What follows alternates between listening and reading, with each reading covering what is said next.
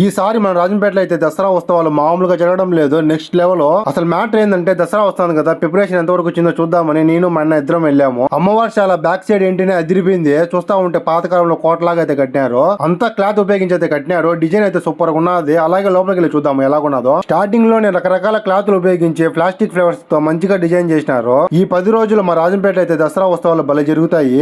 రోజు రోజుకి ఒక్కొక్క అవతారంతో అమ్మవారిని అలంకరించి పూజలు చేస్తారు. ఈ 10 రోజులు మొత్తము గుడి బ్యాక్ సైడ్ ఉన్న ఈ డెకరేషన్ కూడా భలే ఉన్నది. చూసేదానికి సూపర్ గా డిజైన్ చేసినారు. మేము వెళ్లే తల్లికి గుడి మాత్రం క్లోజ్ లో ఉండింది. ఇంకా గుడి ముందు పక్క వెళ్ళి చూద్దాము, డెకరేషన్ ఎంతవరకు వచ్చిందో చూద్దామని చెప్పి గుడి ముందు పక్క అయితే వెళ్ళాము. గుడి ముందు పక్క కూడా డెకరేషన్ అయితే బాగున్నది. ఇప్పుడైతే ఇలా ఉన్నది కదా, నైట్ అయితే ఇంకా బాగుంటది చూసేదానికి. లైటింగ్స్ తో నిండిపింటది కాబట్టి అప్పుడు గుడి మొత్తం ఇంకా బాగుంటది చూసేదానికి. గుడి బ్యాక్ సైడ్ స్టేజ్ కూడా రెడీ అయిపోయింది. ఈ 10 రోజులు అంటే రేపు నుండి స్టార్ట్ కదా, రేపు నుండి అక్టోబర్ 2వ తేదీ వరకు ఇక్కడ భజనలు, డాన్స్, పాటలు, అలాగే మన ఈటీవీలో జబర్దస్త్ ప్రోగ్రామ్ వస్తుంది కదా, అక్కడి నుంచి కూడా సెలబ్రిటీని పిలిపిస్తారు ఇక్కడికి. ఈ 10 రోజుల ఒక రోజు, ఈ 10 రోజులు మాత్రం ప్రోగ్రామ్స్ భలే జరుగుతాయి ఇక్కడ. టైం ఉంటే కూడా వీడియో చేసి అప్లోడ్ చేస్తాను మన యూట్యూబ్ ఛానల్లో. నెక్స్ట్ మా పెద్ద ఇంటి కాడ అయితే వీడియో తీసినాను. చౌడేశ్వరి అమ్మవారి గుడి కూడా సేమ్ టు సేమ్ ఇలాగే డెకరేషన్ చేసినారు. ఆ వీడియో వచ్చే పార్ట్ 2 అయితే పెడతాను. అంతవరకు మన యూట్యూబ్ ఛానల్ సబ్స్క్రైబ్ చేసి పెట్టుకోండి. ఓకే, మరి ఉంటాను.